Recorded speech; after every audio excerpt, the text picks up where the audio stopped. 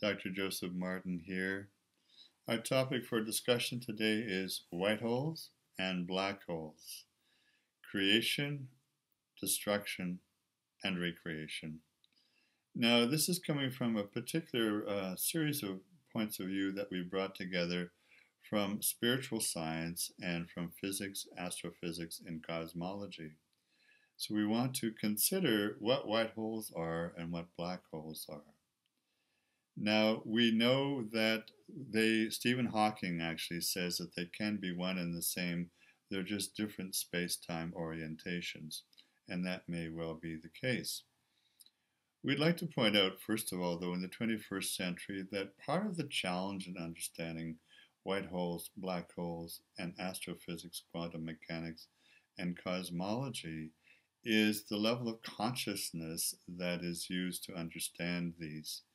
And we'd like to suggest that in coming years and decades and centuries, that scientists all over the world, particularly the ones that we've just mentioned, like myself, will be able to find a higher cosmic consciousness in order to understand this. Partly what we will need to do is expand our space-time continuum and the knowledge of string theory beyond the concepts of just space-time and morphic resonance and involutionary involutions of energy fields. That is the case. We're trying to point out here some forward direction to a higher consciousness of understanding all this. What is a white hole? A white hole is light emerging from a portal in space, and this is something we can not necessarily see in astrophysics, but nothing can go into a white hole. Everything is emerging and coming out of a white hole, and particularly this is light. It's in the form of mass, charge, and angular momentum or spin rotation. And a black hole is quite the opposite. Nothing can come out of a black hole. Only anything and everything within the environment will be drawn magnetically into the black hole, and light and other events on the event horizon, other stellar beings, if you like, are drawn in and sucked into a black hole and disappear into a black hole over the event horizon. So again, to encapsulate the event horizon of a white hole, there's emerging light and magnetism coming out, and nothing can go in. And it's the obverse or the opposite, the complement to that for a black hole. All light and any matter of any sort is magnetically sucked into this highly magnetized and gravitationally strong black hole, and everything disappears and nothing can come out again. Very interesting. Now, Einstein, and what he calls the Einstein field equations, suggests that we have a time coordinate or orientation in terms of white holes and black holes.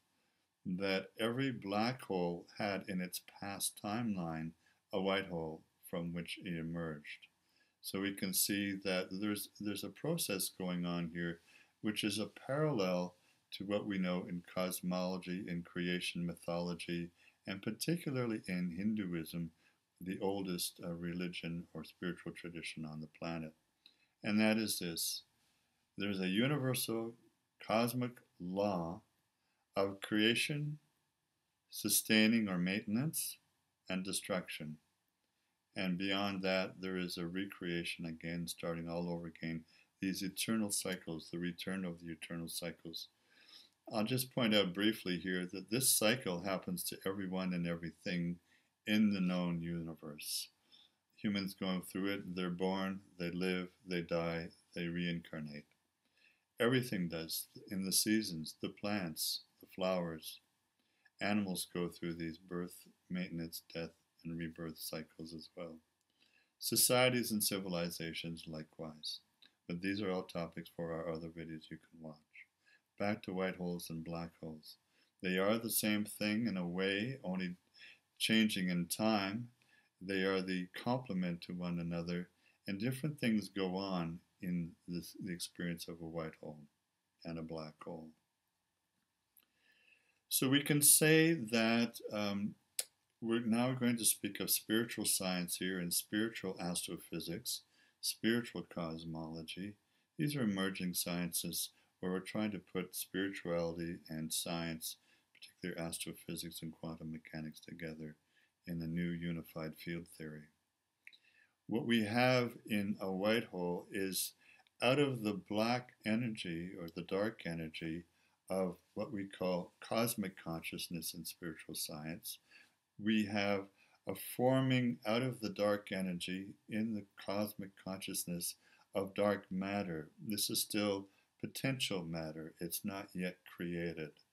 And at the very moment of the flash of great lightning, if you like, or we call it the Big Bang in our present day science of physics and astronomy, out of that emerging from the dark energy forming into dark matter, at the moment of creation, a white hole emerges out of the cosmic consciousness into the Christ consciousness, which is creation of energy into matter that has mass, charge, and angular momentum or rotational spin.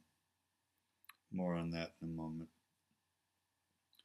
And now we know from the highest teachings of the Christ consciousness, such as Paramahansa Yogananda's 2-volume series, his last book to come out, is the second coming of the Christ consciousness.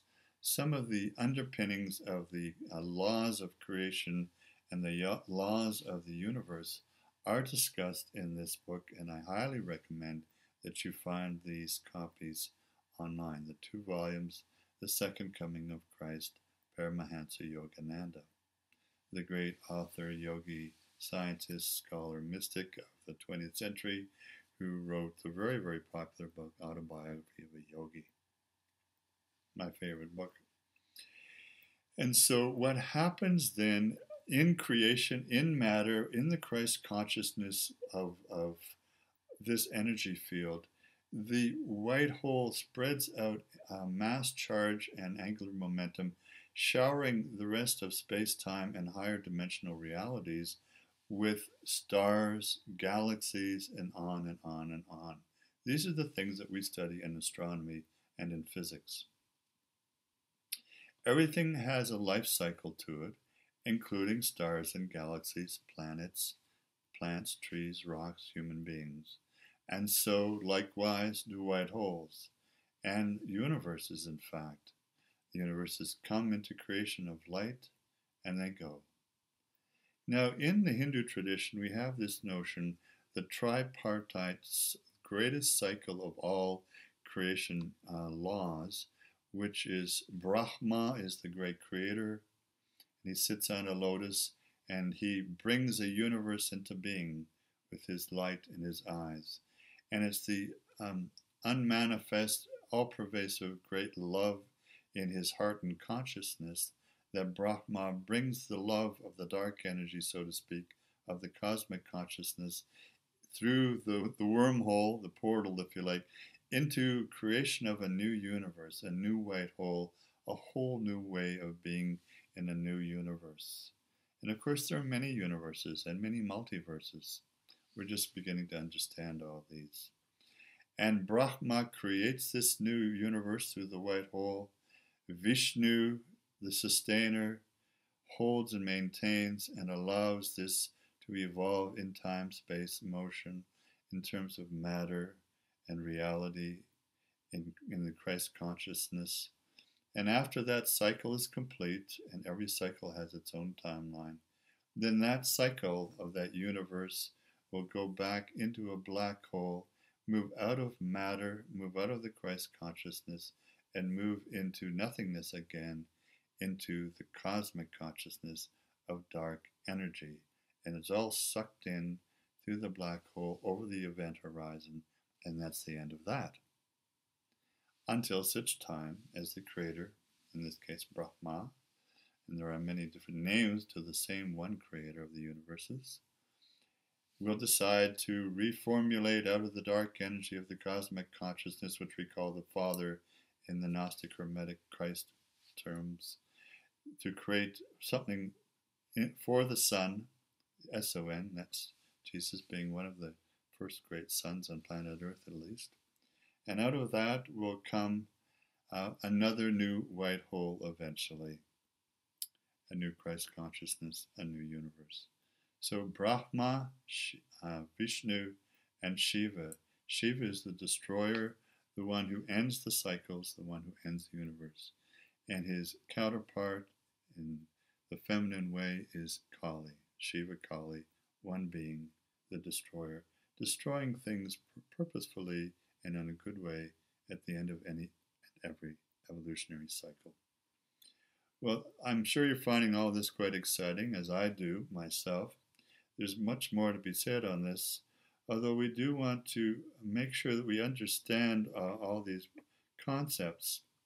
And I think the key here is quite clear, that there are higher dimensions and realities and realms of vibrational consciousness that we're all aspiring to and attaining to as we surrender and open our scientific minds and our intuitive hearts and our spirits.